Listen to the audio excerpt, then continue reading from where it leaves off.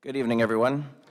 The time is now 7 p.m., and we're here this evening for the regular scheduled meeting for the Narragansett Town Council. Today's date is September 2nd, 2025.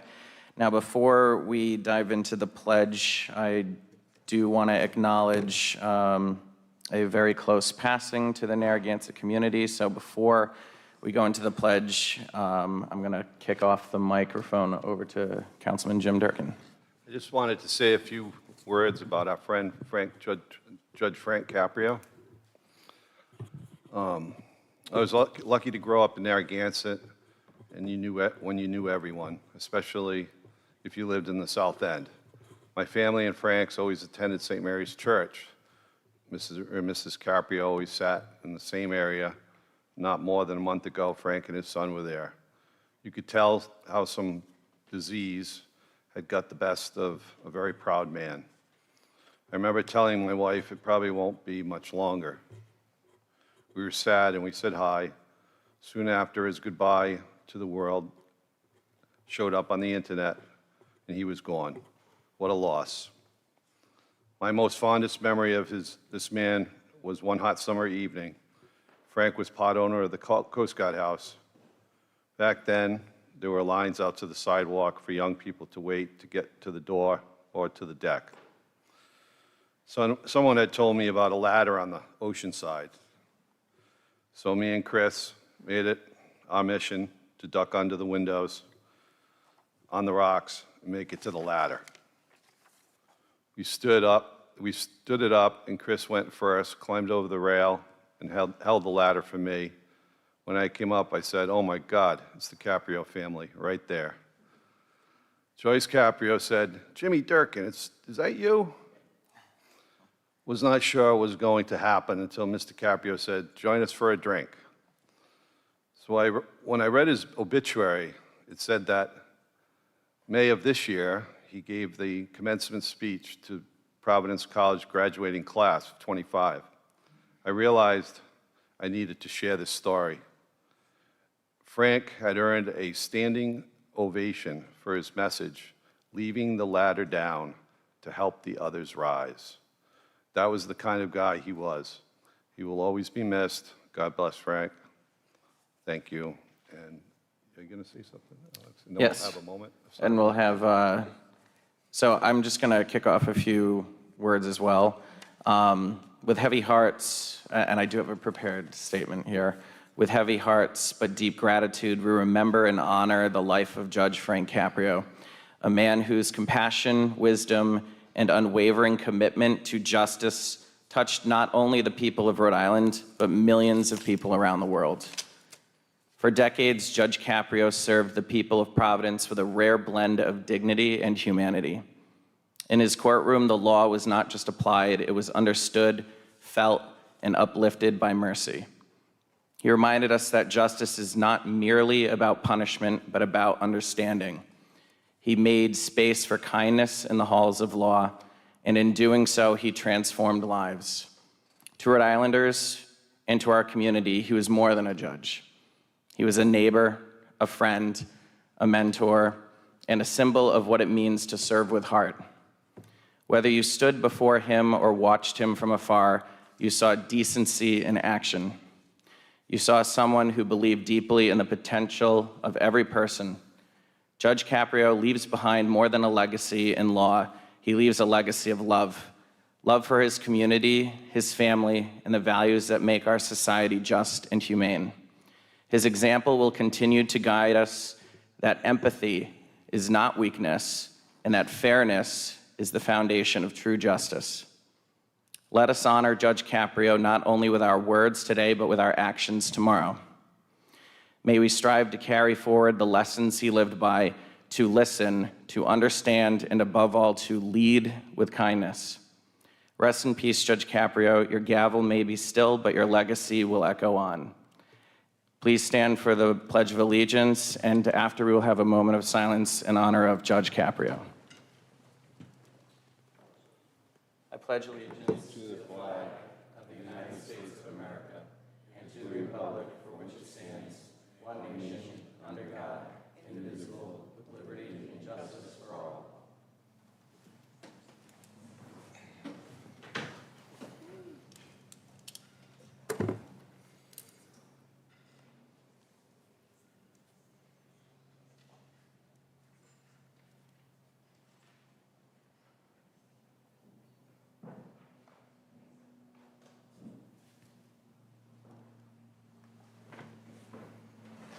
Thank you. Thank you. So the first item on our agenda this evening is the town manager's update. So I'll pass it off to Jim. Good evening, members of the council, folks who are here this evening, and those who are watching from home. A few items for this week. I'll first address the Scarborough wastewater treatment facility. As you know, the town has prepared a facilities plan update per the requirements of DEM, and it was submitted to DEM the middle of August of this year. Once it's approved by DEM and adopted by the town council, this document will provide a 20-year plan for the maintenance and upgrades to the Scarborough wastewater treatment facility. Last time this was done was 2007, and this will allow us to improve the wastewater pumping stations and expansion of the sewer system to the currently unsewered areas of town, if approved in its entirety. The treatment plant is located just south of Scarborough Beach and treats wastewater from the southern portion of Narragansett. I'm reading into this just so that people understand exactly what's going on down there. The raw sewage is not released into the ocean. Wastewater flows through the treatment plant, and the effluent is treated and it's discharged through an outfall, a pipe about 2,000 feet offshore in accordance with the town's pollutant discharge systems, which is permitted by Rhode Island DEM. The plant reliably meets and exceeds the permit requirements for 10 months out of the year, approximately. Although the aeration process equipment was replaced last in 2019, the activities, we've identified a lot of the activities that are happening with the system, basically, they just cannot handle. It's impossible for them to handle the existing maximum day wastewater pollutant load that goes into the plant during those periods of time. It's estimated to be approximately 120,000 extra gallons of solid waste and liquid waste per day during that period of time. This has compromised the treatment performance in July and August, and thus resulted in the releasing of odors to the surrounding areas. We've attempted to treat it with deodorizing treatment and with the help of cooler air that also speeds up the processing. The town's prioritizing the improvement projects to address these most urgent conditions and needs, and DEM has already met with us. They were down addressing some various things, including record keeping recently and the odor that was detected outside the gate area. But due to the July process upset that we're coming out of, July and August, there will be no notice for non-violation for this. They have asked for us to continue our short-term odor control measures. And we've been working on this. We applied for the grant to cover the cost of the facilities maintenance plan back in October of '22. It was awarded in January of '23, and the RFP was issued a couple months later in April. And the consultant has been on board for more than 2 years now working on this, and it's now going to go before DEM for approval and then subsequently council approval. We are working on it. We certainly understand the public's frustration. It's of no fault to the employees who are running the plant. It simply cannot handle, it does not have the capacity to handle what is coming into it during those months. It's plain and simple. There's no quick fix. DEM fully understands that, and they've asked us to stay in touch with them on all of this. So that's the report on that as it stands now. A local benefactor has offered to resurface our tennis courts and provide new fencing at the Sprague Park Tennis Facility. The resurfacing starts this week. Did they start today, Michelle? Yeah, they did. They started today. I spoke with Chief Rikas today as we wrap up the end of the summer season, Labor Day, Memorial Day to Labor Day. The CSOs had issued just over 4,700 parking tickets for the season. They provide a valuable service to the community. They also get credit through their internships and get valuable experience, and perhaps we may get a few career employees out of them when they graduate. And that is about it for now. Thank you. Anyone has any questions, let me know. Thank you, Jim. Just a point of clarity, the months that you've referenced that are having those particular issues, is that a new issue to this year, or has this been an ongoing issue for many years now? It's been ongoing, but this year it did seem worse, clearly. And it's great to hear that there's swift action being taken by the town and in close collaboration with the DEM, that this is being worked to be addressed. So thank you. Does anyone else on the council have any questions? Is the flow higher this year than last year or the previous years? You mean the incoming waste to the plant? Yeah, like the 120,000 per day, is that? That's the number before that I can't rattle off the top of my head, but I can tell you that I was briefed before the meeting. It's an increase over the normal flow of 120,000 gallons per day on the average. Yeah. So normal plus another 120. It can't handle it. Anyone else on the council have any questions? Okay, thank you, Jim. And in that spirit, I do want to wish all of the students in the Narragansett Public Schools the best of luck this year, as today marks the first day of their new school year. And a special thanks to the Narragansett students, teachers, and the Narragansett teachers and staff, parents, as well as our school committee who support our students all year. So next is the open forum portion of the meeting this evening. As a reminder, the comments of citizens addressing the council are neither adopted nor endorsed by the body, but heard as requested. Public comment will not be taken on any matters involving open litigation. And please, if you have to sign it, please sign in the back. State your name and address when you get up to speak. Speak only on topics not on the meeting agenda, and 3 minutes will be allocated to each speaker. So, Jim, do we have anyone who has signed up to speak? The first speaker that signed up is Neil Patrick.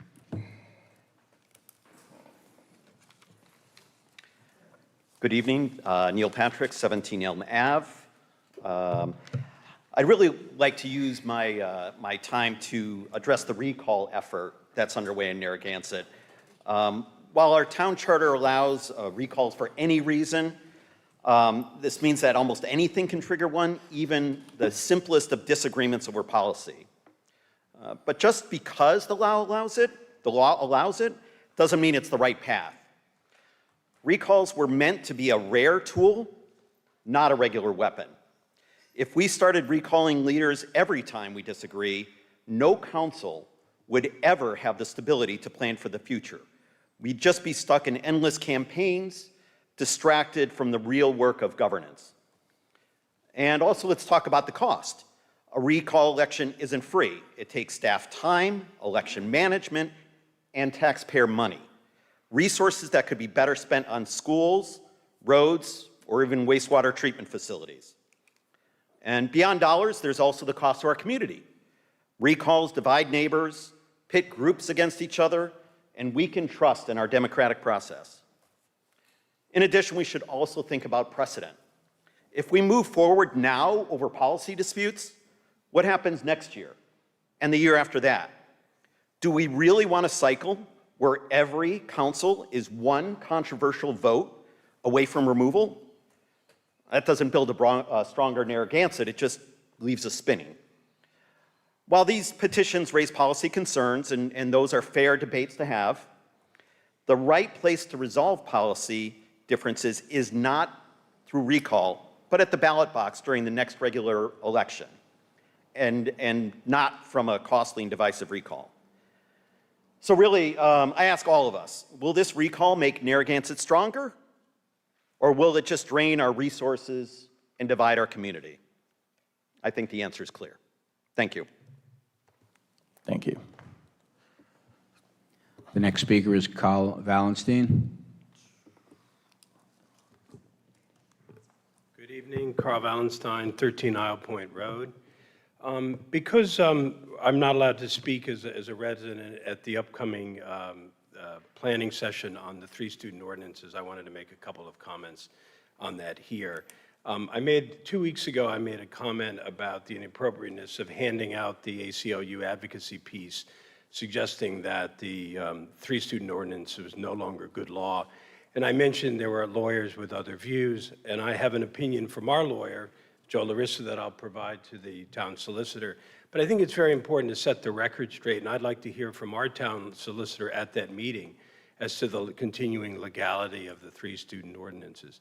I think it's very important to get that out, because I'm concerned that in many instances, this town council has suggested that Narragansett zoning laws are not in compliance with state law, but we've yet to see an opinion actually documenting that. And so this is part of a pattern that I think we really need to address. The other thing that I think it's very important to get out at that meeting is some data. We now have, I think we all saw the URI students moving back in. We've got a record number of students coming into town, a lot of people moving in. We really need to know how many academic rentals are there and who is renting them. Is it residents? Is it investors with anonymous LLCs? And how many are 5-bedroom as opposed to 3-bedroom? We really need to do this before you consider abandoning the 3-student ordinance. You've basically, by not enforcing it, abandoned it for this year. So we have another year with no controls on an increase. And as we've heard, and I was very pleased to hear the town manager's report that the wastewater treatment is a priority. That really needs to be the priority. We need to be very careful about pursuing a baby build agenda when we barely have the capacity in the wastewater treatment to accommodate the things that we have here. The other thing that I think needs to be disclosed is how many of you are renting, to students.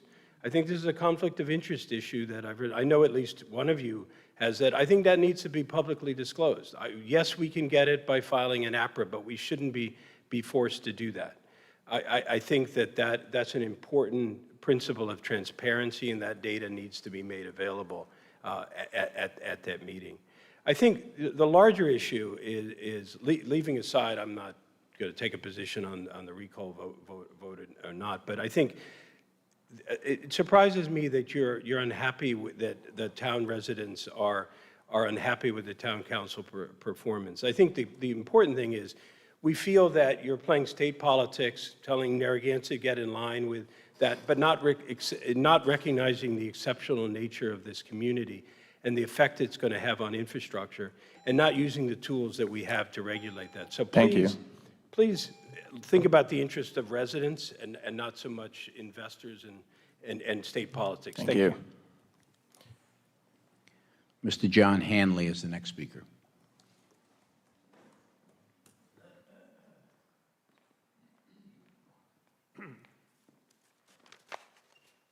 Good evening. John Hanley, 10 Wilderness Drive. A couple of weeks ago, I stood here and made an assertion that one council member is both uninformed and misinformed. Sad to say, it took less than a half hour that night to prove that assertion to be true.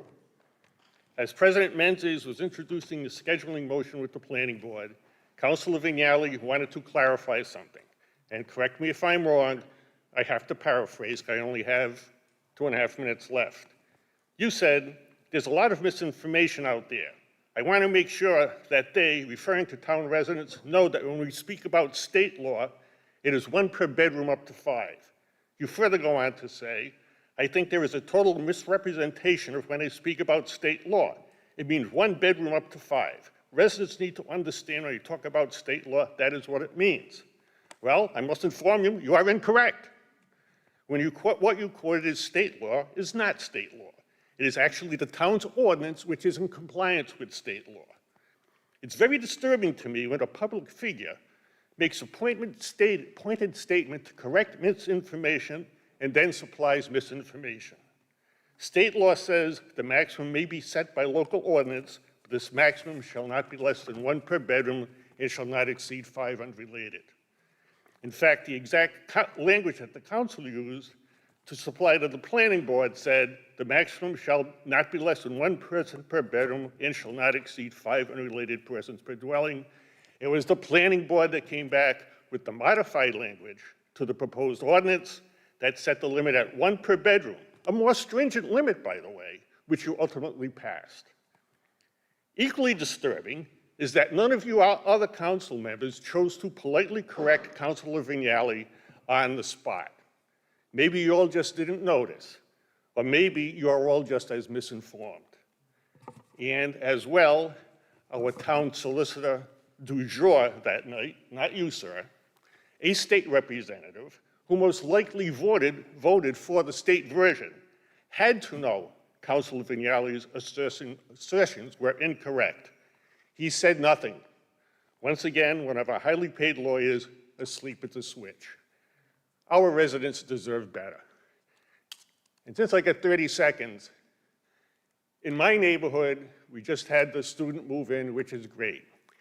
And it is noticeable, very noticeable, the difference in last year that all the landowners, all those greedy landowners that rent know that we're not enforcing the 3-student ordinance. And that's a shame. Thank you. The next speaker is Elizabeth. I cannot read the writing. It begins with a P. Good evening. My name is Elizabeth Paquile. I live at 17 Elm Avenue in the Sand Hill Cove neighborhood. I'm here today to thank the Town Council for your leadership in repairing our road. Elm Avenue has been in disrepair for the 11 years that I've been living in Narragansett. And we've been calling and hoping that our road could finally be fixed. And this summer it was repaved. And it looked like we weren't going to have a proper drainage system installed, but ultimately we did. So I thank everybody who was involved in that and getting our road back in reasonable shape. We used to have potholes everywhere and substantial puddles and pools of water that would even freeze in the winter, and it was quite dangerous. My neighbor actually fell and hurt herself on one of these frozen puddles at one point. So I thank you very much for your leadership on this issue. And I also want to say that we've had a bunch of students move in our neighborhood, and they've all come over to introduce themselves, and they've all been really nice, and I look forward to meeting them. Thank you. Thank you. The last one that is signed up is Dr. Al Alba.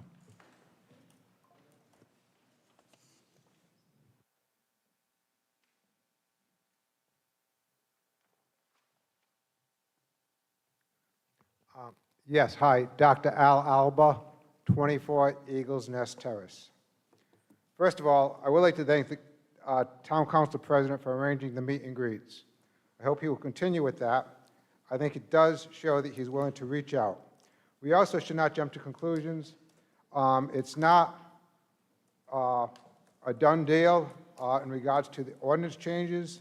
The Town Council has brought that to the attention of people, but some people, you know, we've got to be aware that, you know, in regards to the bulk zoning ordinance, the change in the FAR, and issues of concerns, it's not yet a done deal. So the Town Council, you know, in all due respect to people who are going against the Town Council, you know, we really should give them a break, and I do feel it's very premature to go forward with this here recall.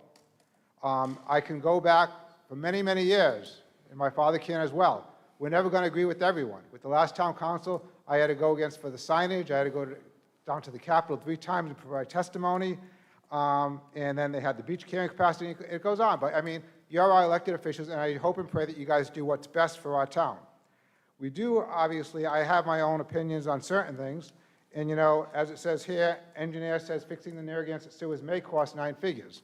So we do need a system of checks and balances. Because we don't have a system of checks and balances, people will take advantage of it. You know, a lot of people are greedy. They just want more and more. You know, we could see what happened in Proximate and Pelion and what happened in Galilee. I mean, some people could say it's okay, it's justified what they did, you know. They employ a lot of people, but it's not right. It's just not right. So I got to be honest. You know, I got a conscience, and I got to, you know, feel, you know, speak the way I feel. And if we do have, and thank God, it looks like we are going to have a new sewer system, but that's going to be based on what's the carrying capacity of the different houses. So if we could have a sewer system, and they're going to say, okay, well, these are 3 or 4 bedroom houses, and this is the amount of people that are going to be living there. But then if we, again, they're going to build it for that capacity. If we end up having twice as many, 3 times as many people who are in these houses, then obviously we're going to have problems. So we must remember that we have to have a system of checks and balances. And it's not your fault. We have not had a system of checks and balances for many, many years. We've had problems with summer rentals for many, many times, many years. You know, we've had these huge dorm-style houses. Even when we had bulk zoning, there was no checks and balances. People tell me, well, you can't blame it on this town council. Come down here. Look at this. Look at that. Look at this. So did we ask for a recall at that time? And there were many, you know, you go to any neighborhood. So we can't put the blame on you because I haven't seen any recent, any of these dorm-style houses. One last thing is the car dealership. I think that we have to be very careful in regards to the consequences of having a car dealership. regards to water runoff, and we have to make sure that we protect our environment. Thank you, and God bless you. Thank you. Anyone else who hasn't signed up to speak for open forum? Yes. You'll still be limited to the same 3 minutes as everyone else. Yeah. Please state your name and address. Michelle Catronio, 20 Southwest Road, Narragansett, Rhode Island. You know, they mentioned the recall, but let's get into the recall. Who's behind the recall? Let's see. The Narragansett Town Resident Association that changed their name I don't know how many times. Harold, actually, in 2016, there was a post in, there was a letter, beware out-of-state voice in homestead debate. It was July 21st, 2016, where Harold owns property in Arizona. At the time, he was getting homestead exempt. He took full advantage of it, and he also has a second home in New Hampshire. Plus, he also has a real estate management company, Narragansett Atlantic Property Management, LLC. He also ran for town council. So he's the president or chairperson of the Narragansett Town Resident Association. So he's one of the problems that complaining about rentals all the time and blaming them when he did it himself. Then we have, let's see, who else is, Jill. Jill's been on the town council. Obviously, they got voted off because people clearly saw what was going on, and we know what happened with the last town council. That's why they were voted off. And then we have, I can go on about Jill, but I think people are familiar because it wasn't that far ago. Now, let's get into, well, this is the third one. Who filed the petition was Gail. So Gail also was behind the beach doing the, trying to say it was overcrowded. It ends up coming out, it wasn't overcrowded. So wasted money. I'm sure the taxpayers have to pay more money now to get on the beach. You know, they took it out of that fund. But also she filed on, recall. But the funniest thing is that people don't realize, back in 2012, the same three had ethics complaints, all right, about their elite group. They have changed their name, tried to control the town, ran for town council, put their people in wherever they could to try to get whatever they could out of the town, all to make it benefit them. And over the years, as everybody knows, this town is a beautiful town. Everybody came here for a reason. The fabric of Narragansett it's a desirable summer rental town, college town.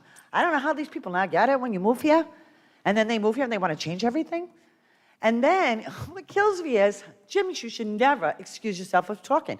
You are part of the history of the town. Your family owned for 79 years. And then there's 40 and 60 years was Thank you. the others. I have to cut you off. I know, I'm sorry. But I just Sorry. want people to be aware of where the recall is coming from, and they need to stop. This is Thank getting you. ridiculous. It's costing everybody more money. Thank you. Anyone else who hasn't spoken who wishes to do so? Yes, Mr. Zonfrillo.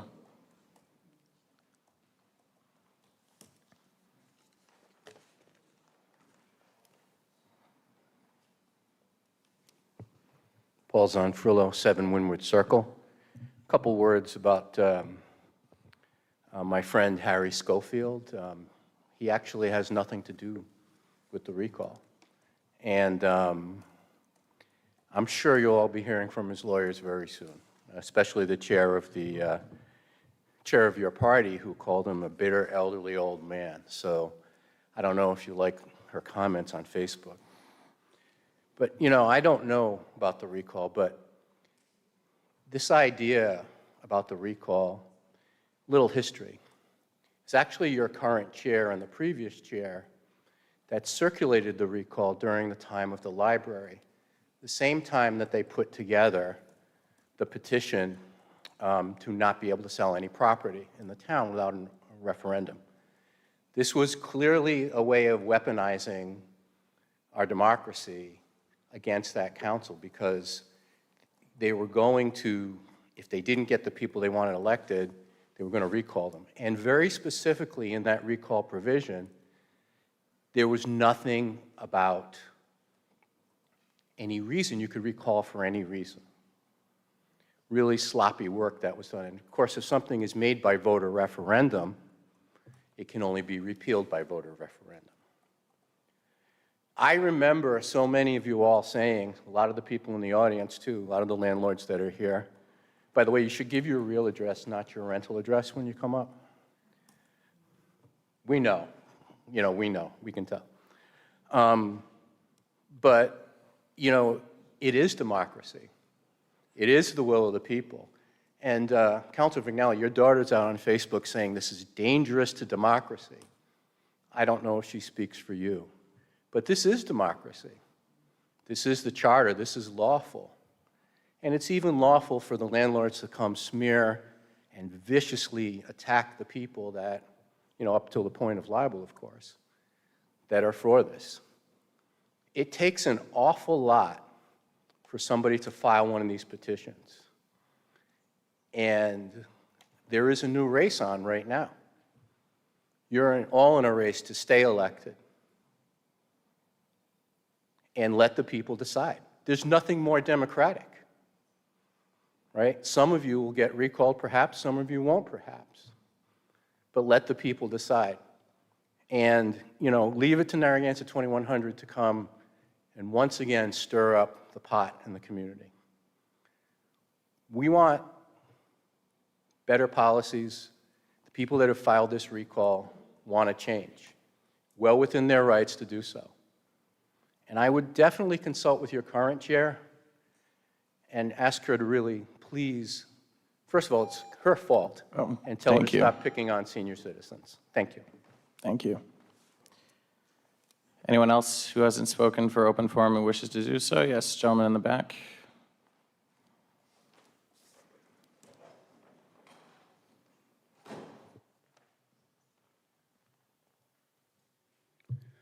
Good evening, Joseph Volpe, 21 Harbor Island Road.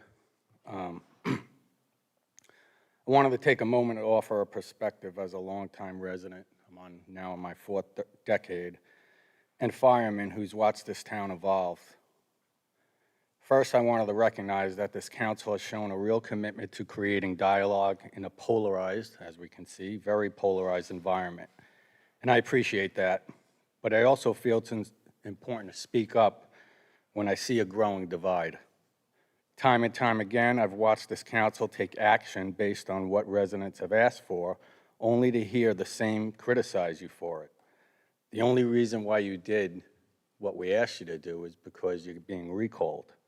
I'd much rather you say thank you and be on your way for your hard work. The truth is you've listened, you've adapted, and that's something to be proud of. Not everyone agrees on every issue. We're a community with diverse perspectives, but the constant attacks, whether on social media or here at the meetings, are making it harder to move forward. It's not productive, and frankly, it's getting old. I say this not as a developer or out-of-town investor, but someone who's lived here for, again, on my fourth decade, served this community as a fireman, and yes, I'm a proud housing provider. I've created housing and opportunity for others in this town, and I've seen firsthand the struggles families face trying to stay here or get a foothold. Prices are rising, homes are getting larger, and something has to give. This council has made real efforts to address that. You've held workshops from day one, listened to feedback, and made changes when needed. Mr. Chair, I especially respect when you admitted in the beginning that you were moving a little bit too fast. That's leadership. Let's not forget that when the short-term rental ordinance was pushed through, without enough dialogue, we now end up in a frivolous lawsuit. That's exactly why patience matters.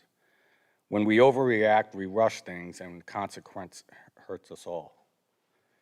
Some say you're in collusion with developers. I think it's unfair. I think that says more about them than it does about you. You're here for the people, not special interests. I'm not blind to the fact that some developers overstep.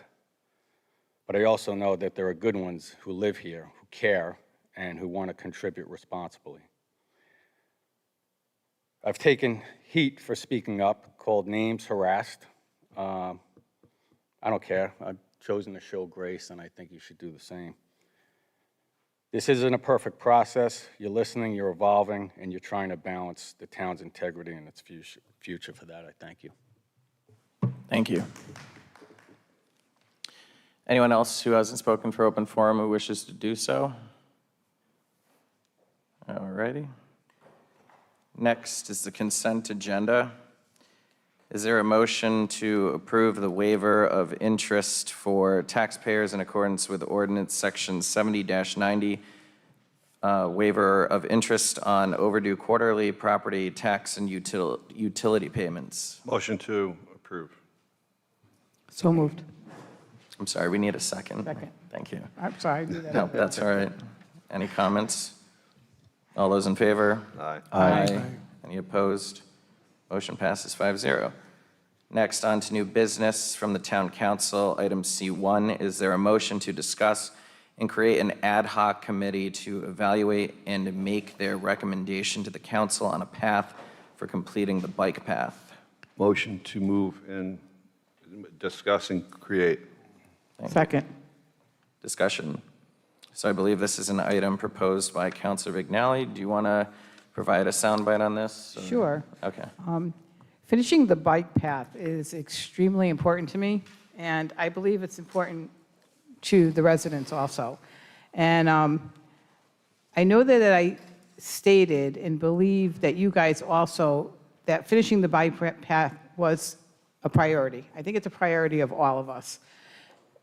This ad hoc committee idea originated from a meeting that was held with the bike path people. And quite honestly, as you know, we were presented at a workshop from the people who designed the bike path, and there are several options, or not several, there are at least 3 options at this point as to where the bike path can go.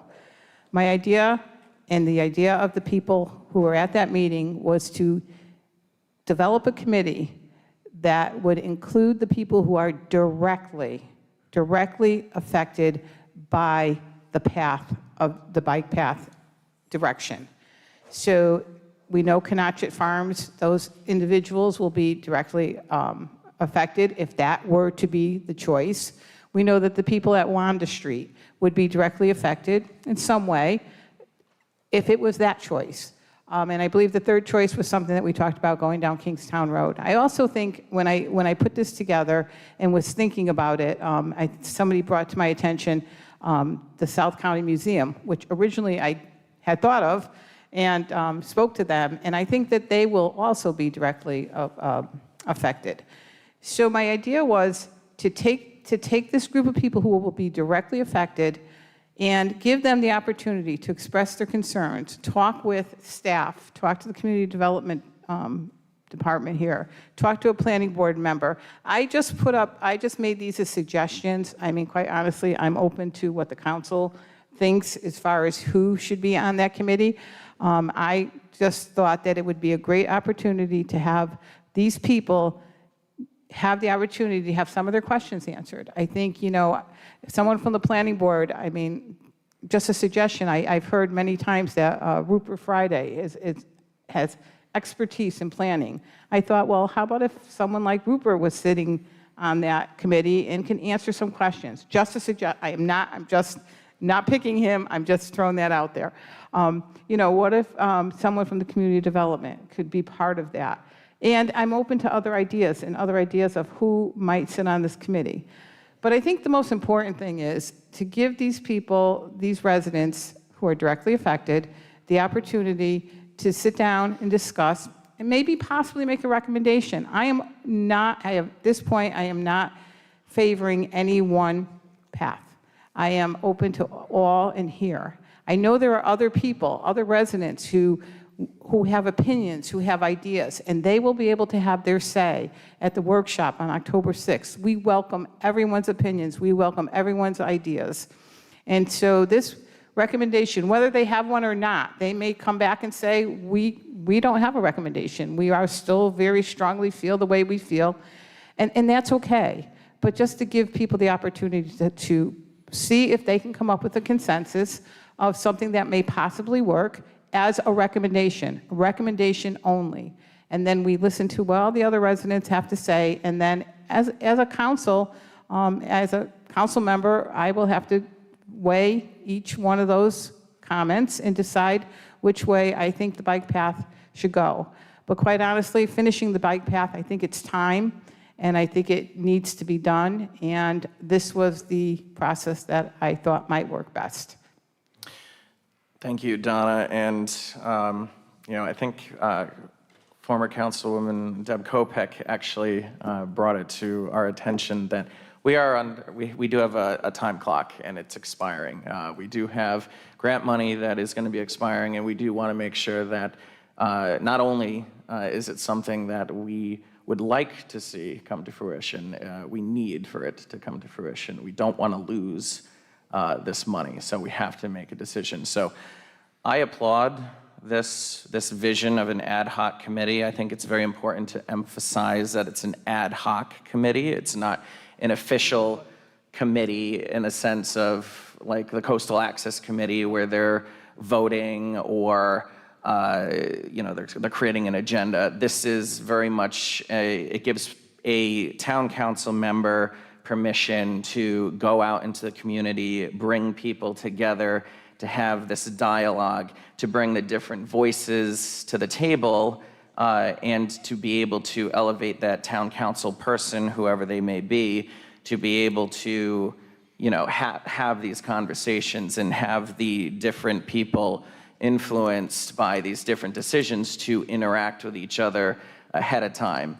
Also, to emphasize something that you've also brought up, that it is not an end-all, be-all at all. It is, again, that additional platform for people to be able to come together, to be able to have that dialogue, air out the differences of opinion before the work session. Everything that is aired out during that dialogue time could very well just come back up. I fully expect it will. It's just one additional way in which it can encourage different people who are being impacted to come together to have that very important dialogue and that conversation.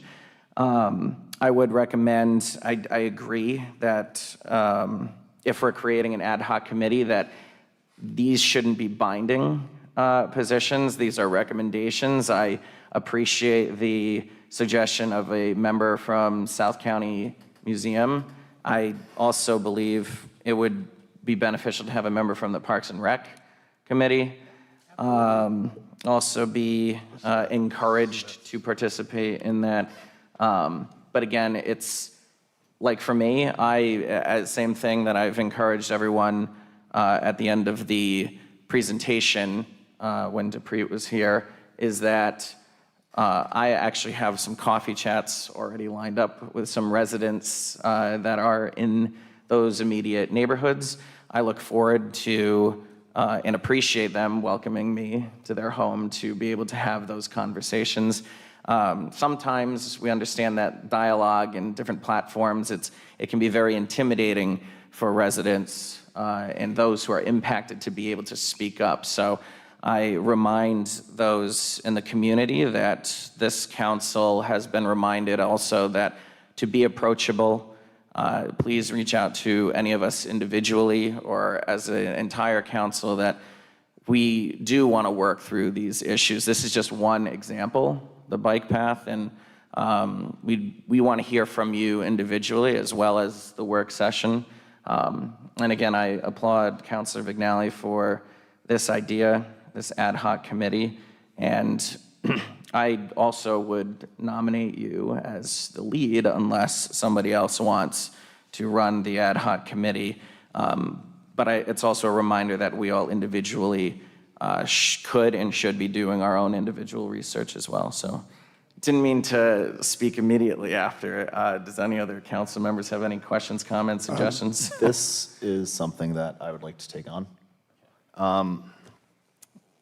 I don't think we should necessarily create the committee tonight. We should take a little bit of time, if it is determined that I'm the person to move forward with this. use the upcoming weeks to reach out to individuals from the selected areas and departments and such, identify them such that at the upcoming meeting, we can, put pen to paper and say these individuals will be serving on the ad hoc committee for the bike path. So if I could just make a recommendation, my idea, and this is just my idea, would be to, someone from the Canachet Homeowners Association, and they could submit names of who they may think might represent them well and know their issues and their concerns and what they want to be. Maybe someone from the Wanda Street area neighborhood maybe can get in touch with the town manager if they're interested in being part of that dialogue. And then obviously the town can choose who they want, the planning board can choose who they want. Mine, I was just an example, the planning board can choose who they want. And then, to the town manager, and then maybe you can speak with, Mr. Tierney and see what names have come up. And we can develop the committee based that way instead of us actually picking someone. I think, and I also think it's important that I believe that when you get people together from these neighborhoods, they may have the same concerns, but the concerns may be thought of in different ways, and maybe they'll hear something that, they say, well, you know what, that was my concern, but now I get it. So it's just a way to start a dialogue, start a conversation, and see what we can do. And because, like I said, I think finishing the bike path has to be our top goal. Our goal has to be that the bike path gets finished. So I just wanted to say it would be remiss if we didn't recommend David and Rosemary Smith for this. They have been the most passionate for this bike path and put the most efforts in. So I would think that they would need prime seats at this table as well. Well, I think we should put it out to them and see where they stand on that. And that's why I kind of want to use the upcoming weeks before the Right. next That's meeting why it's to not going to be done tonight. reach out to identified individuals. Just a thought, but potentially adding NBX into the conversation as well. They have a storefront in, I guess it's the north end of town on Boston Neck Road. They have a wealth of experience with bikes, and certainly bike paths as well, potentially being a technical representative for this. I can certainly reach out to them as well, trying to get them on board. But this is something I would like to take on. You can go first. I'm last. So that all sounds good. Thanks, Donna, for pushing for that. And so what I'm hearing is it seems like we have a planning board member, a staff member from community development, member from Canachet Farms Homeowners Association, a member from the Othmar Wanda Street area, and a representative from the town council, and maybe a second representative from the town council, Ryan, and the South County Museum person. Would the Smiths be one, or would they be two? It'd be one individual. Okay.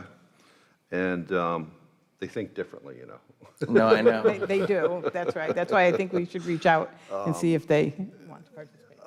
And then, Parks so and Rec. Michelle would be Parks and Rec, right? Or somebody that Michelle wants to, and then Matt from NBX, I'm sure that'd be great. So that would be 1, 2, the Smiths are 1, 3, 4, and 5. So that'd be 9. So that's odd. Would be worth including the town engineer as well? Should he be agreeable? I think, Sorry.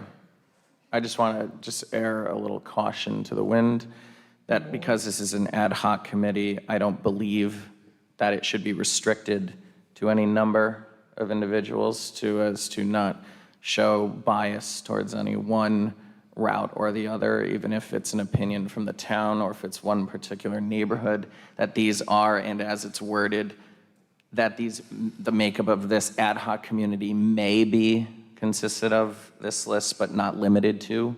But I'd be curious to hear the town and our solicitor's opinion on this. I think you're right. You should make it as open or limited as you want. Get as many voices as you can, or however you want to decide to do it. It's your preference, and no one is prohibited from going to the meetings, whether it's an official member or not. And whatever recommendation they make is obviously not binding on any particular party. Correct.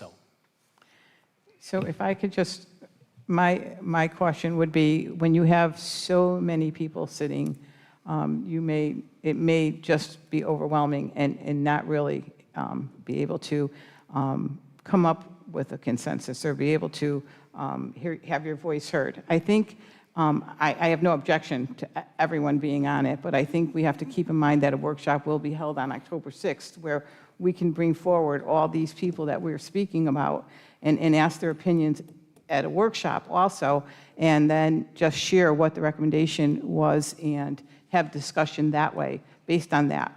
Either way works. Whatever you're comfortable with, I support, but that would just be my. So, since it's so open-ended, do you want me to make a motion to create? Since it's not going to be a big deal if it's 9 or 10? I'd say motion to continue. You don't want to create it tonight? No. The member, not the idea. people, but the idea and the a planning board member, like staff member from community development. Do you want to discuss any of that, Ryan, or do you want to keep that wide open too? I think this list was well thought out, and then these 3 that were added seem to be good, including Matt. I don't know. Well, we don't know if we necessarily have him. Well, he can come, right? Well, so again, just to reiterate, this is not binding, nor does this list even have to apply. I think really what is just the discussion here and is what's being worked on to be created is just this, like, elevate the ability for a town council person, if you are that individual, to be able to go out and create this ad hoc committee. That we as a council permit that one individual on the town council to be able to go out, seek out these suggested individuals, maybe additional individuals that we haven't thought of at this time, to seek out and facilitate a conversation outside of normal town council hours. All right. Is that okay? And does the way in which this is written allow that? So the idea is that you'd come back in 2 weeks with names and, like, you could maybe create the committee tonight, like the committee itself without naming members, and then name members at the next meeting? Is that the idea? Correct. Or in some shape or form at the October 6th work session, that whoever that individual on the council is would be able to report back who was part of those conversations and the dialogue and what the recommendation of that ad hoc committee is. Or do we need to permanently establish who should be on this ad hoc committee? I think it probably makes sense to establish the members. Okay. I mean, maybe not tonight, but at the next meeting. If you can't do it tonight, it's up to you. So we can make a motion to approve the actual creation of an ad hoc committee with the idea that the town council member, whoever that is, will go out and based on these suggestions, look to form a committee that town council member feels is best representative of what we're trying to accomplish, which is getting the people who are directly affected to be able to come forward and speak. Does that make sense? Right. And are you going to name? Not tonight, no. At We're the not next going to meeting, name it. Name these members at the At next some meeting. point, that person, the town council rep, will come back to the council, and then we will name those people. Yes, okay. With a vote and. The vote, Correct. That's exactly right. Okay. So we have a motion on the floor to discuss and create an ad hoc committee, to evaluate and make the recommendation to the council on the path for completing the bike path. So I think I think this, yep. With members to be determined at a later date? Yes. To be determined at whatever the next meeting is, the 14th, 15th? So do you mean the personal members, or do you want the motion to include these titles? Like where they come from? I don't want to include the titles. I don't think we should include titles either. And I also just, I challenge the, how we go about recruiting to be on an ad hoc committee. Again, this is a great initiative, and I want to support this initiative. I just wonder how to best go about recruiting individuals to be on an ad hoc committee without it being completely one-sided. Well, I think anybody who's interested, as Donna mentioned, could contact town manager or Ryan, whoever's the representative, and those names should all be part of the mix. I mean, you're going to have to appoint certain people. There could be 20 people who want to be involved, but you probably don't want a 20-person committee. So you're going to have to make some decisions at some point at the next meeting on who the committee members are going to be. And can we establish who that town council person is at this time, or does that have to be appointed at the next meeting? I think you can come with like an idea of who you think it's going to be. I think we all think it's going to be Ryan or Donna. Okay. And then Donna and Ryan can talk amongst each other to figure out how to proceed with names. And Sarah's going to need those names relatively soon because of the agenda for the next meeting.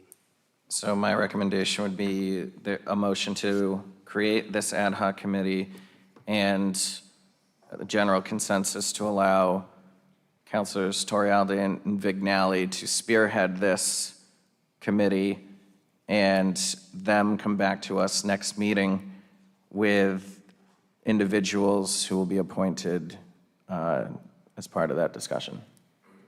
Does that work? Okay. Is that good with everyone? Okay. Does anyone from the public have any comment? Oh, okay. Please state your name and address. Good evening, Don Frederick. I live in Connaught Farms on Strathmore Street. First of all, we'd like to thank the committee for the tremendous amount of time and effort you're putting into this. And in the audience, we don't all agree with what's going on and the pathways and so forth and so on. But I think that we all agree that the amount of time you're putting into the effort to try to come up with a solution that satisfies most people is something to be commended for. So we appreciate the struggle you're dealing with, and we have a lot of ideas ourselves as the Connaught Farms Homeowner Association. We have some things that we stand for. The museum is there, and there's other organizations that support different paths and so forth. So simply put, we appreciate it, look forward to the dialogue and the sharing of ideas at the ad hoc committee. Thank you, Ms. Vignali, for proposing the idea, and the rest of you voting for that. So thank you very much. Thank you. Anyone else?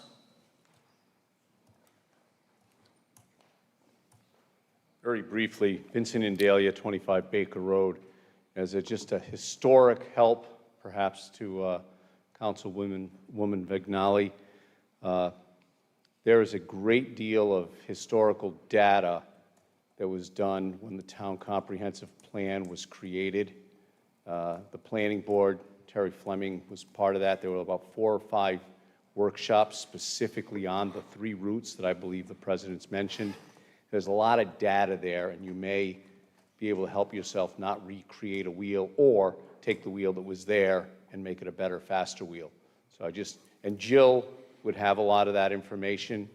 I wouldn't say at her fingertips, but it is there. I think the council even allowed for a $10,000 or $12,000 budget to hire a consultant to work between DEM, the folks at the state that were giving the grant, and also at the time, I believe it was certainly a different member of the Connaught Farms home, but there were also a lot of information came in from South County Museum as well.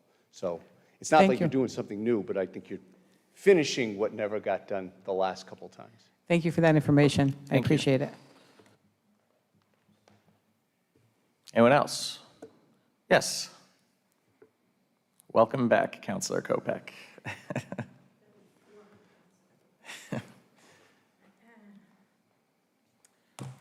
Deb Kopech, 963 Point Judith Road. Good evening, everybody. Good to see you all. also blind, so give me a second. I have spoken to a number of you on the subject of the bike path. It's important, I think, for a lot of different reasons. There's a few things that the engineers didn't talk about that I would love to talk about, but I can wait.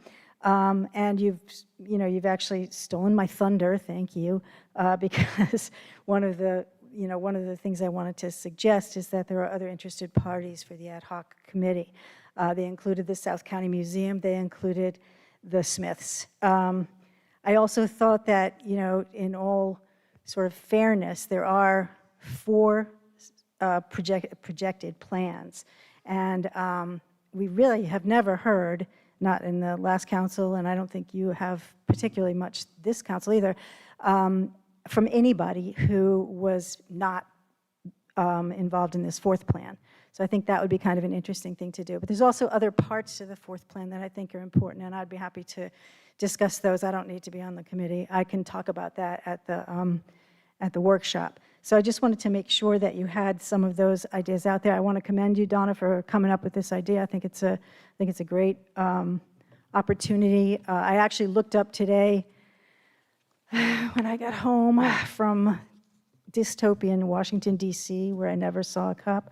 And the money, I looked it up from the STIP, and the money is available to us up to $3 million still. This is dated July 22nd, 2025, up through next year. And then after that, we actually have the opportunity to receive $560,000. So time is of the essence, and I know that you know that. I just wanted to make a couple of those comments for you all. But thank you so much for doing this. I think we really have to get moving, and I think it could be a really fabulous opportunity for Narragansett. So thank you for that. Appreciate it. Thank you so much. Yeah. Go by path. We need stickers, Yeah. Anyone else from the community? All right, again, I think it's a tremendous idea. I think, based on some of the comments even that have been brought up, that while it's also very important to analyze and receive as much feedback in this dialogue as possible from members of each of the routes being presented, we also know that there's an entire town, an entire community, a big tourist industry that comes in here that uses the bike path, even if they're not necessarily living on each of those routes. We would love to hear from you as well. So again, I appreciate Councilor Vignali for bringing this to our attention. And I think the general consensus, if I'm reading the room here, is that Councilors Vignali and Torialde will spearhead this, but the vote here is just to create the ad hoc committee, and then at the next meeting, Councilors Vignali and Torialde will present their recommended list of who they would like included. Is that good? Okay. Yep. Any other discussion before going to a vote? So we just have a vote? Okay. Okay, all those in favor? Aye. Aye. Any opposed? Motion passes 5-0. Thank you. On to the fire department. Is there a motion to introduce, read, pass, and accept as a first reading an ordinance and amendment of Chapter 26 of the Code of Ordinances of the Town of Narragansett, Rhode Island, entitled Fire Prevention and Protection, specifically within Article 3, Division 3, entitled Firefighters? Just make sure your speaker's on. Yeah. Motion to introduce, read, pass, and accept. Second. Any discussion? I have a couple questions. I have a Yep. couple questions. Go ahead. also. We can start with Councilor Durkin since I heard him first, and then move to Councilor Vignali. So I'm not sure, Jim, if I'm going to ask you or if I should ask the chief, but. You can ask me. If I need more in-depth, I'll go through right. him. So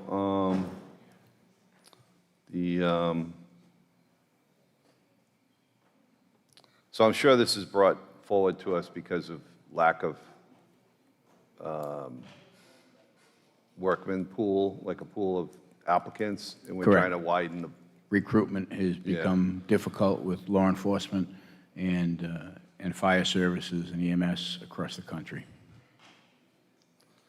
Okay, so I was thinking, you know how we give credit, additional credit to a resident of Narragansett? We do in this. And that's 2 points, if I'm correct, right? 2 points? Correct. Okay. So, I always thought that was like an important thing for a person that lived in their town or the community to be able to be on the fire department, police department. It doesn't seem to have transcended since I was a kid, but when I was a kid, it seemed like a lot of my friends became firemen and policemen. And I remember when I was first on the town council, when they threw me in the negotiating committee, they were all my friends that were in front of me. You know, it was somehow it was a little bit difficult, but it was like easier to negotiate, I think. It seems like, so anyway, my thought was, where you have the Narragansett resident, is there a possibility of making it a wider, like, it looks like you're opening up the application process to anybody in the United States, it seems like to me, right? You don't have to be a state resident, so you have to be a state resident when you get hired or when you get appointed or whatever it is. But like, what if we expanded the point system to our neighboring towns?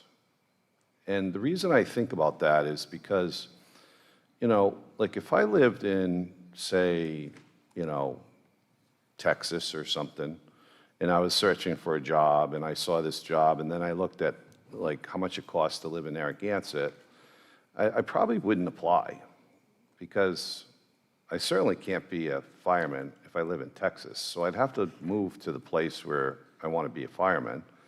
So I'm not sure if that's going to help us that much by widening our scope, but if we could widen it locally, would that help? And is that even permissible? And there's 2 questions, I guess, for that would be our bordering towns, which would be South Kingston and North Kingstown, I guess. Yes. And then, or the area of South County. And the reason I'm saying that is because those people already live here. So their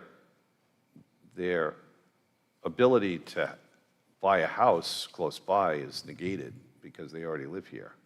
So maybe we'll, you know, get more local. I'm not sure. I'm not in that. Well, the points for town residents has not changed. It's in this amended ordinance. It's still 2 points for a town resident that has to have lived in town for a minimum of 2 years. That's been in existence since the last ordinance was written. That didn't change at all. So the last time the ordinance was written is down at the bottom here. I don't know if it was included. I believe it was there in the original ordinance prior to this proposed amendment. That Right. already exists. There's been no change in that whatsoever. The 2 points go to an applicant who has been a resident of the town for a minimum of 2 years. Yeah. So would it be unusual to expand that local, I mean, To identify other communities that would be given points? yeah. I defer to legal, but I think that would be the only town in the state that I think probably has something like that. I'd have to check, but usually it's the, state of Rhode Island or the town. Well, I mean, you'd still be able to apply from Warwick, Cranston, Foster, Gloucester, whatever, but you wouldn't get the points as a Correct. encouragement. And there are other components that the chief had worked into the ordinance, which gives additional points to more highly qualified candidates. Gives them additional points because when they go through the system, there are some candidates that don't get extra points for advanced certifications and whatnot, and this would give them those extra points. So you get a more qualified candidate. I understand the idea of hiring local. I agree with it, but I think the way the recruiting is, we can't narrow that. We just look at the list of the applicants we get. They're from all over the state. If we just took local, we wouldn't have enough. Well, I don't want to take all local. You know what I mean? I just want to encourage it to be, you know, I mean, I think that's important. I mean, I just think that's important with anybody's fire department, that they have, in anybody's police department. On a common sense and practice, usually, it's not anything you put in the ordinance, but if two people are of equal value in the process and one lives locally and one does not, most likely they would defer to the local person. But you can't write that into an ordinance. Well, we write it in, so you're saying we can't write it in? Is that? I would say, James would have to review that. Yeah. I mean, I think that's common practice in any industry. You get someone that's familiar with it, lives in the area, and they're a tie with someone else, there's a pretty good chance you're going to hire the I person. mean, the reason we're changing it is because the common practice doesn't work. So I'm kind of trying to think of something that's a little bit more not common. The key on this was to provide bonus points, if you could, through the selection process and for ranking them, and also to expand the age for recruit coming in, moving it up from 30, the maximum from 31 to 35. And many things have changed. We do get some older applicants that choose to start in this career later in life. And unlike the old mentality of municipal employment, oh, they can't even get a pension. Well, a lot of people may not want a pension. They may want to work 12 years after another job and retire. Okay, that was the other question, Jim.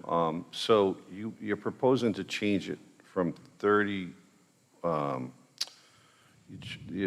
you're proposing to change it from 31 to 35, right? Correct. Okay. So isn't there a regulation where a fireman has to retire by a certain age? Not that I'm aware of. No? City of Providence has it. My brother got hired at 40 years old, worked till he was 60, and he was forced out due to age because they have a city ordinance. Oh, so Narragansett doesn't have that? We do not. So you can start at 35 and work till 55 and get a pension? Like You could work till you're 58 and get your pension immediately. If you vested in 10 years and you're 58 years old, you're eligible for a pension. Yeah. This is to increase qualified applicants so that we have people lined up that are prepared for this job. They all jump ship when they're standing in line. We could have a good recruit and we have another month for an opening, they disappear. They go to another. No, I get it. Yeah. I get it. It's probably like people that applied to rent houses. But I don't know. I just thought when I read through this that I thought it should be thought about. I don't know what anybody else thinks. I don't want to keep talking here. So I'd just like to see some local guys on the fire department. I think we have some. I'd like to have more. That's all. I agree with you. They do get 2 points. And this also gives credit to the most highly qualified candidates in the process, and it opens it up by increasing the age. But yes, ideally, it would be nice to have local people in any position.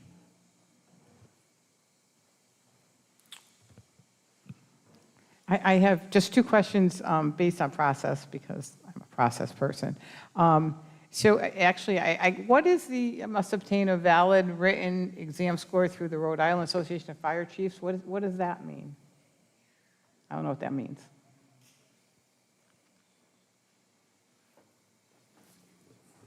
$26.76, number 6. Oh, I'm sorry. It's B. It's 6 under 2627A, number 6. I actually went through this process a couple of years back. There are courses you take, and then you go take a physical and then a written test to determine, obviously, your pass or fail criteria as to whether you can proceed as an applicant within the fire department. It was a very, very It's a standardized It's just a baseline test, it's just a bit standardized. Basic, okay. I just wasn't aware like what the difference that was between the other tests that they were taking, so I just wasn't sure of the difference. Okay, and I guess the only other thing I was, so you're going to change the own language about who picked the firefighter is going to change from 3 to 5. Is that to help to get people, more qualified people? I wasn't sure, like, what's the current process?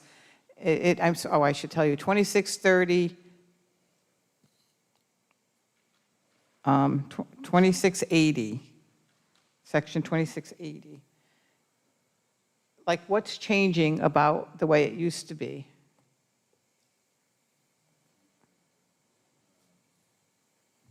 Let me just break it down a bit. Yeah, no, go ahead, please. As it's written now, it's the eligibility list shall be made from the top 3 candidates on a list, subject to the hiring as set forth by the charter. The way it works is depending upon how many applicants they have, too. They may have 4 applicants. They're not going to just take 4 people. They're going to try to interview more. They're going to try to get qualified people. The fire chief selects who he believes to be the best candidates for these positions, and then they meet with me for final approval. The difference between the existing way and the amended changes for the amendment would be they've increased it from the top 3 to the top 5 candidates, and that's it. They've increased the list of the eligibility list shall remain in effect for a minimum of 1 year or until it's been exhausted at the discretion of the town. Sometimes if we don't get any applicants and we have a decent list, we'd like to continue to pick from them. But if we don't, for instance, if it expires and then we put a notice out and we don't get any applicants, maybe we could have got someone off that list after the 1 year period. Okay, I was just curious. Thank you. You're welcome. Anyone else on the council have any questions? I do want to make sure that there's a general consensus to put this to a vote before we put it to a vote, but, I applaud and appreciate, the hard work that our firefighters do. Our chief and, Councilor Vignali and I have built a really respectful and great rapport with you guys, and I commend you for your work. And if, this is being brought to us as the recommended amendments to increase our application pool, I think that's tremendously important. Yes? Additionally, the chief did an extensive amount of research on it. It doesn't look like a lot of changes, but he did a lot of research on it, found that it's a very good practice across the state where they're being creative and amending their qualification process without lowering the standards. Additionally, as the fire contract was recently signed, we submitted the proposed changes to Vin Regasta for review, and he also came back with and gave his legal opinion that he did not see an issue with it either. Okay, so again, I have, and I appreciate again the amount of extensive work that's gone through this.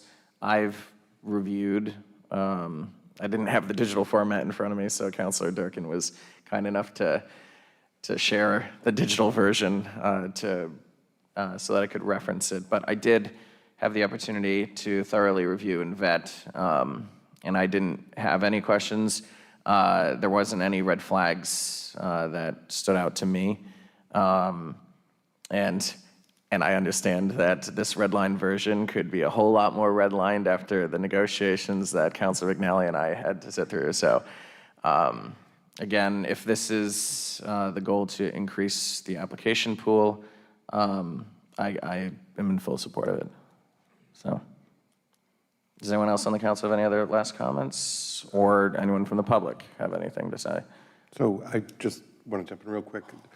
Councilman Durkin's suggestion about bordering neighborhoods, bordering towns. I really love that idea, but I'm not, I also feel like I'm not willing to hold up the whole process. And that's something that, Jim, we can maybe look at in the future. Do you know? Well, we know how complicated it is to change an ordinance. True story, true story. Maybe Jim can, James Callahan, can you ask James to give us an answer on that? Or? Well, yeah, you can ask him. All right. Is there any comment on that, Jim? Do you think that would be a problem if we made it South County instead of Narragansett, or North Kingston, Narragansett, and South Kingston instead of? I don't think that there's a prohibition on that, but I was thinking maybe instead of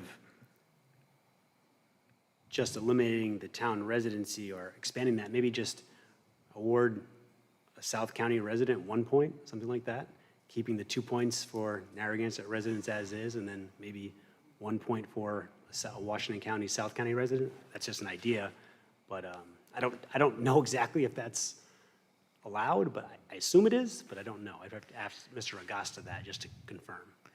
So, I mean, I could settle for that, just to acknowledge the localness of. so my question would be, do you think if we were to expand it out, that it's going to help bring in people? Like, do people now, or people, people who are applying, do you find the applicants maybe feel like they're at a disadvantage coming in with those 2 points so that they're not applying? Or do you think if we opened it up, we would get the people from Kingstown and South Kingstown to come in and say, okay, now I'm on even level with everyone else walking in the door, and I don't have to try to work for those 2 points. I just don't know if it would help recruit more people from our area, like Councilman Durkin said, they're already here, and if that would help to recruit them more. In discussions with the chief, we get an influx, a group of applicants for any given position, some qualified, some unqualified, some highly unqualified. That list is shrunk down so rapidly, I don't think anyone looks at it and says, oh, I'm getting 2 points. I think they just, we're not getting that many applicants. I think that's why they're from all over. They just crush in, and we end up with the bare minimum. We just make it. We're doing that now. We're doing it with the police department. We have no list. So by adding what we just suggested, that wouldn't complicate things in any way or make it harder for you guys, right? No, but I think they're already coming in if they're interested from the area. We've hired some from South Kingstown. I know them personally. They've come in. They lived in South Kingstown. They work here now. And they don't have a fire department. They would get points if they were a South Kingstown resident. They would? If they, I believe, I forgot the exact restriction on it. Yeah, the volunteer service they get credit for. Section B, 3B. And let me see. Previous volunteer experience as a firefighter or EMT, 2 years along with a letter of good standing, 2 points. And South Kingstown doesn't have a fire department. They have a volunteer, well, they don't have a paid fire department. They have a volunteer fire department. So anyone that serves in that service would get those credits as a local South Kingstown resident. And if they were the advanced EMT level, they'd also get additional points if they happen to achieve that. And if they were a veteran in the town of South Kingstown, they'd get their 2 veteran points as well, just like town residents get. So that would give them an advantage of 4 points coming in if they were a volunteer person from South Kingstown if we were to do this, because it would give them the 2 points for being a South Kingstown resident and the 2 points for where they sat as a volunteer, where someone in Narragansett would not necessarily have the opportunity to do the volunteer. That would be every applicant, though, that met that criteria. South Kingstown, since Mr. Durkin brought it up about being a neighboring community, many of them do volunteer. In fact, a lot of the applicants are volunteers, in other agencies.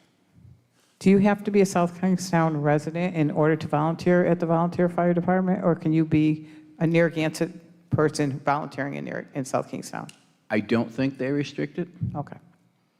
All right, then I don't see any reason not to do it. And again, I think that, what should be emphasized here is that the pool overall, the application pool overall sounds like it's shrunk tremendously, and the importance here, and should always be the number one priority, is the safety and the well-being of the residents here in Narragansett, and the one way in which we can ensure we do so is by making sure that we have a highly qualified, high-quality group of candidates to select from to serve and protect our community. And again, I will always support any ordinance or any changes that will support that. So. Okay. All right. I was going to ask to, continue this to the next time so I could think about it a little bit more. You still And can. We're thinking about it a lot, and I didn't really want it to, I thought we were going to have a short meeting tonight, but I think this is important. I think what Jim suggested, given Washington County a point or a credit, we're acknowledging our will to work with our neighbors more than somebody from, I don't know. I just think it's a nice thing to do, and if it's legal, I don't see a reason not to do it. Do other council members have a preference on whether or not this goes forth with a vote this evening, or if we were to table it to the next meeting? How immediate is the need for this passage?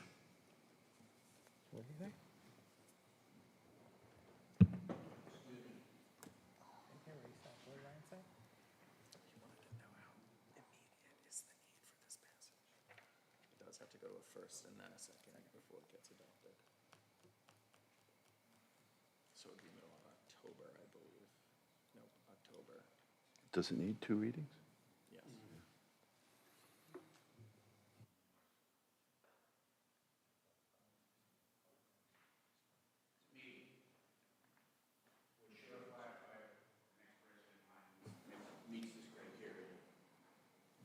Okay. So without passing the ordinance, or passing the first reading as written, this person would fall out of eligibility for application? We could not hire him until the ordinance was changed, which we've been working on for a while. And there's always potential that he could be hired by another department in the meantime, and we don't have anybody else on the list. Okay. Okay, so. Going back to Jason's point, I think this is something that we might be able to add on. It sounds like we might lose a qualified candidate here if we don't pass this. So were we to pass this now, we could, offer an amendment to this in the coming days, weeks, months, regarding offering additional credit to surrounding communities. I think Jim's saying if we postpone it, we might lose the candidate. Yes. I don't think he's saying if we add. Did I say the opposite? Well, no, I just don't know exactly, but I think Jim's saying that they have somebody in line. They've made some changes here to make sure they can keep that person. But Jim, just to be clear, we didn't make the changes for this person. We've been going back and forth with legal counsel on it for some time now, and it fits this into the just mold. happens to work for this Correct. one person we have in the hopper. Yep, the only one. But Thank you. what I talked about, does that change it doesn't change anything with that person, right? Because that person's probably not local, right? I don't know where he lives.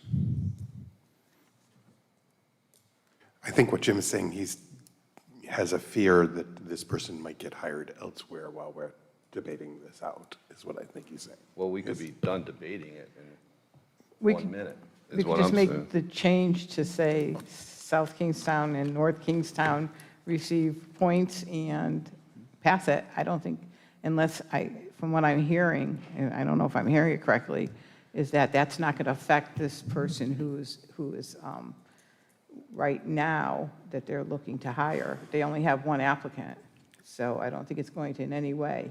But I believe James said that he would want to check on it. I prefer to check on it. If we did Oh, make, okay. if we did make an amendment, I think we have to do a second first reading.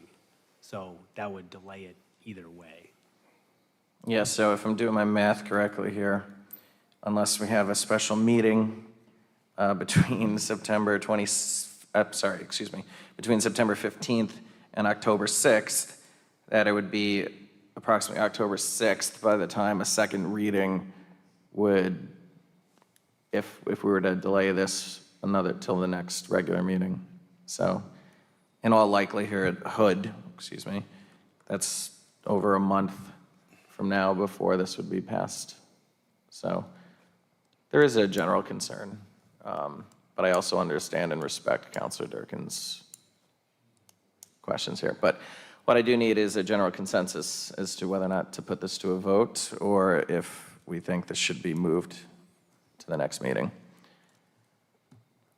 And I can go down the list. I'm fine with voting on it as is. Okay. Again, I think, Jim, you have a great idea, and this is something that we can add in after the fact. If it sounds like we have a qualified candidate, let's try and get him in now. Folks, another point I may have left out when I just spoke to the chief. With the exhausting of the list, the sooner that such an amendment that's going to enhance recruitment is in place, we can actively start building up that list. We have several members that are eligible to retire, and they really don't have to give us a warning. They can just come in someday and go, I'm retiring in 2 weeks, or I'm retiring tomorrow. So the other purpose is to get a larger pool of applicants to build up a list of qualified people that will be on the list to replace those who are retired or who leave. Because we had one employee leave to move back to Australia. Just decided he wasn't going to stay here anymore. And how many open positions again? Sorry. Say that again? How many current open positions right now? Sorry, I forgot. Is it 2 now? Yeah, with the firefighter that left to go to Australia. Okay. Thank you. That's interesting. I mean, that's what I'm trying to say. Maybe we don't need people from Australia, you know? It's like, I'm not, it's nice to have that thing, but if it's hurting us in the long run, I guess I don't know. We can move this along. We can visit it another day, I guess, so. Okay. I don't want to. Councilor Colonies McNally, do you have any preference? I just need a yay or nay on whether or not you want to put this to a vote. Oh, yeah, we can put it to a vote. Okay. Thank you. All right, with that being said, I've read the motion. All those in favor? Aye. Aye. Any opposed? Motion passes 5-0.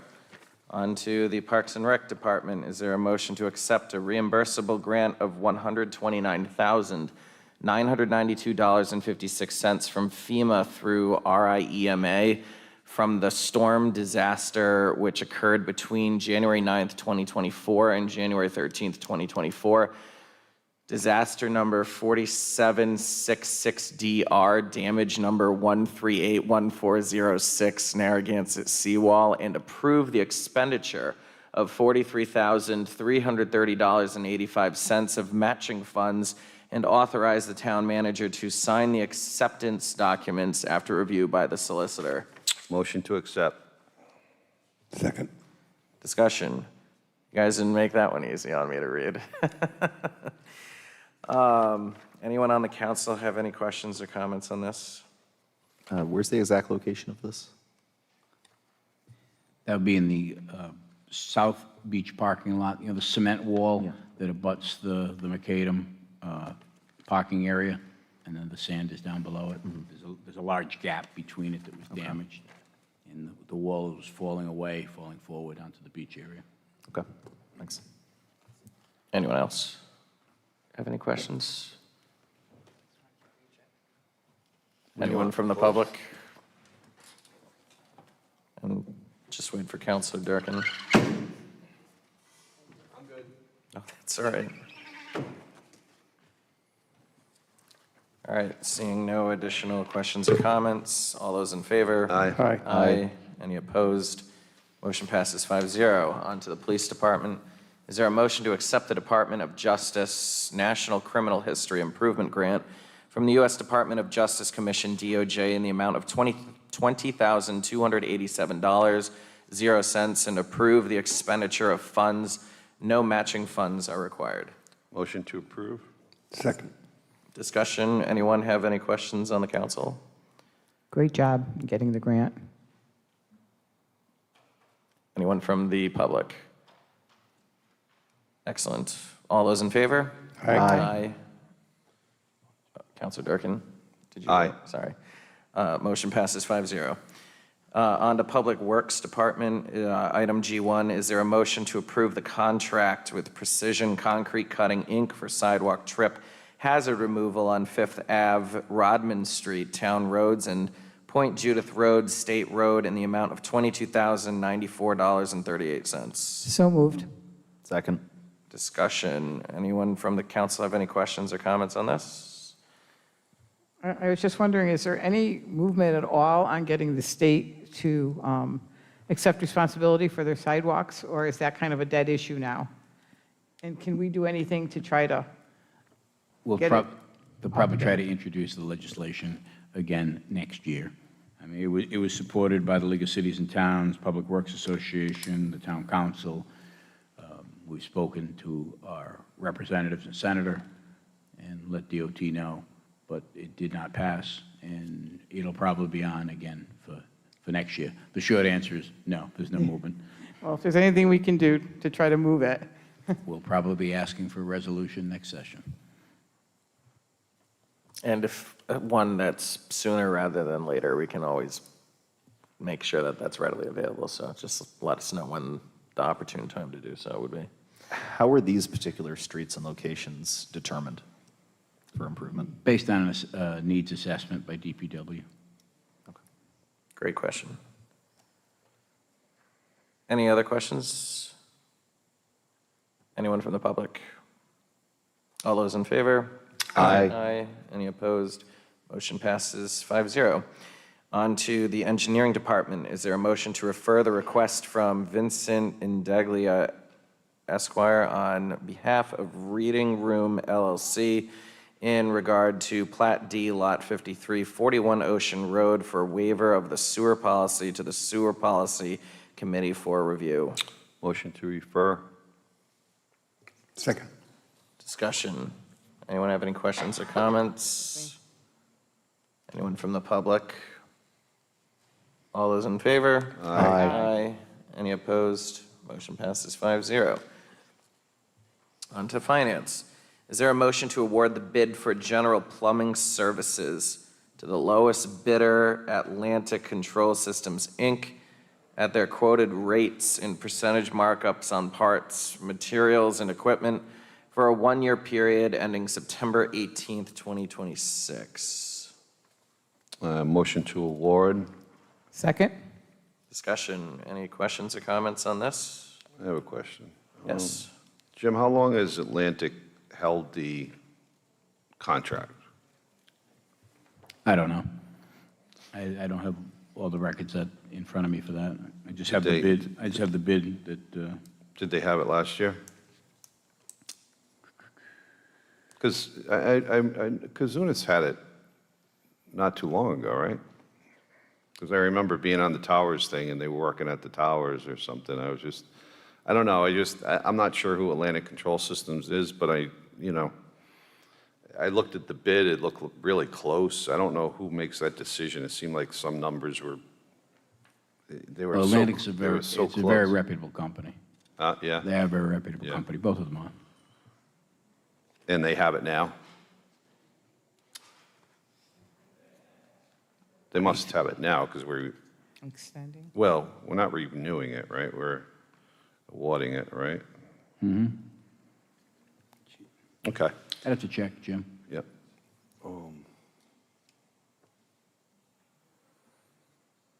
So what do you need, a motion or the public, or what do you need? Well, it's a motion to award the bid. Do you have a follow-up question on that? I'm good. Okay. Any other questions or comments?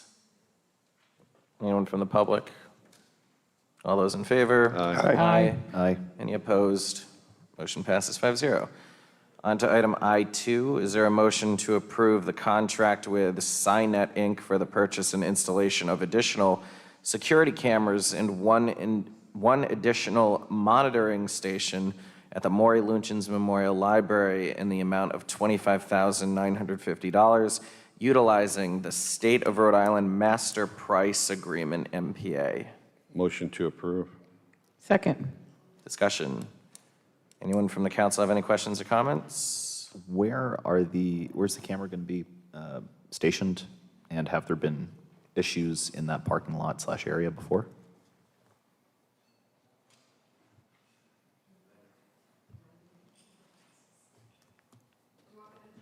Come on down. Yeah, that was pretty much done through them. Oh, didn't see you out there. No, yes. That's all right. Jim, Floor- Atlantic is currently the one. Currently. We did the other extension, and then this is a new one. Thanks. Good evening. Hi. Hello. I believe Councilor Torialde had a few questions. Yes, Thank you for so- being here. I got to state my name, correct? For the Sue- record, yes. Yes. I won't put a time limit on you, but Okay, Sue Russo, 111 West Bay Drive. thank you.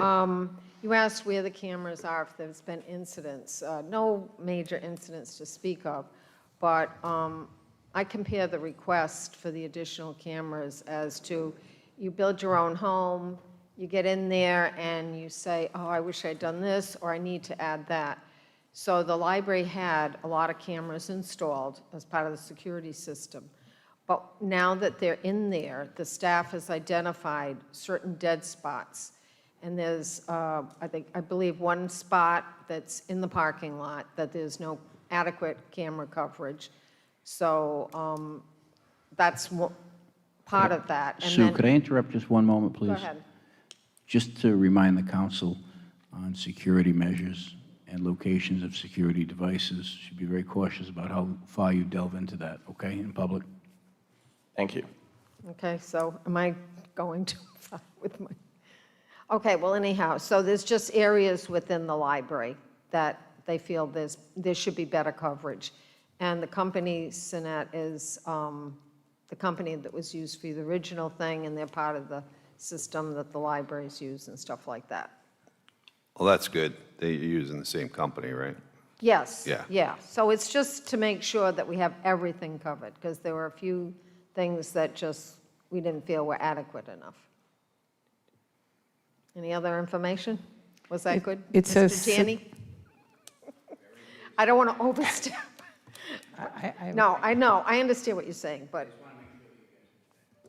Yes, so it's, I'm not naming specific things besides someplace in the parking lot. And so is that enough information that this is why we need them? Public safety first. Yeah. Councilor Vignelli, you have a question?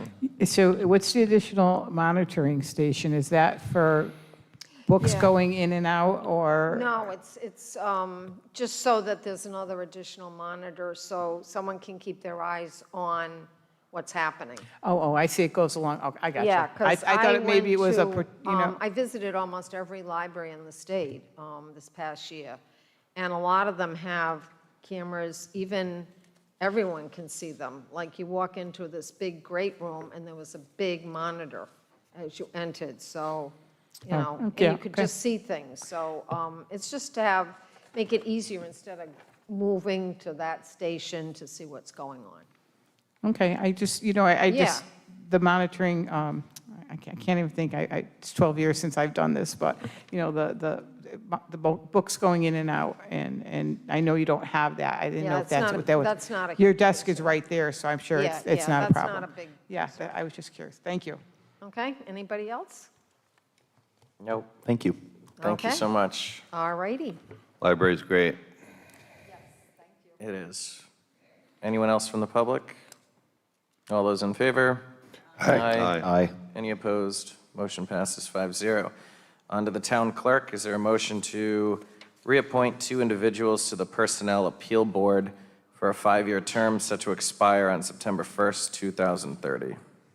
So moved. Is there a second? Second. Discussion. Any nominations? I think Joe Nordantonio And Tom Haynes. and Tom Haynes. Tom Hines, and is one application that we received. And then another individual, Mr. Joe Notarantonio, I believe is the one member who's currently serving, seeking reappointment. They're both seeking reappointment. Oh, they both are? Yeah, Okay. they both are. Sorry. And we have no other applicants. I only have if I'm the not mistaken. printed out version of Mr. Hines, sorry.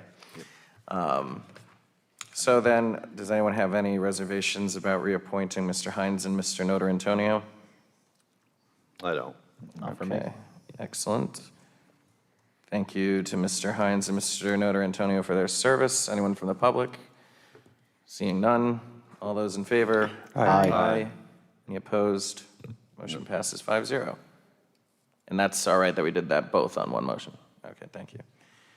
On to item J2. Is there a motion that the town council president appoint an individual to the alternate seat of the Historic District Commission for a term set to expire on January 1st, 2026? So moved. Second. Discussion. So I do have an application on file, and the individual is Eileen Gilroy, who has applied to be on a number of other different committees, but I think what really stood out to me, at least, is the number of years she's been a resident here in Narragansett since 1984. I think she would be a great appointment to the Historic District Commission. Does anyone on the council have any questions or comments? I think it's just up to you, right? Well, that's actually what was going to be my question is, I have at least in my notes here, that there's a vote to be taken, but is that just a misprint in the cheat sheets? Isn't it just myself that just appoints you. that individual? Okay. So I will appoint Eileen Gilroy to the position of the Historic District Commission for a term set to expire January 1st, 2026. Mr. President, do you think at this point we could once again tell the residents who are watching that? Yes. If you are interested in being part of any commission or any board, please, please go online. All the information is there. We welcome your application. We welcome your interest, and really would appreciate anyone who's willing and wants to participate. Please apply. Thank you, Donna. As well as the fire department. Yes. As well as the fire department. And lastly, is item J3, is there a motion to approve a victualler license and a holiday license for Umi Poke Sushi LLC, DBA Umi Poke Sushi, located at 140 Point Judith Road, Unit 11, Narragansett, Rhode Island, subject to state and local regulations? Motion to approve. Second. Discussion, anyone have any questions or comments? I'll vouch for the quality of the sushi there. Okay. Does that make you biased? No, I'm kidding. I'm not going to recuse You got to myself on this one. recuse, Ryan. Anyone from the public? All those in favor? Aye. Aye. Any opposed? Motion passes 5-0. Is there a motion to adjourn at 8:48 PM? Motion to adjourn. Second. All those in favor? Aye. Any opposed? Motion passes 5-0. Have a great night.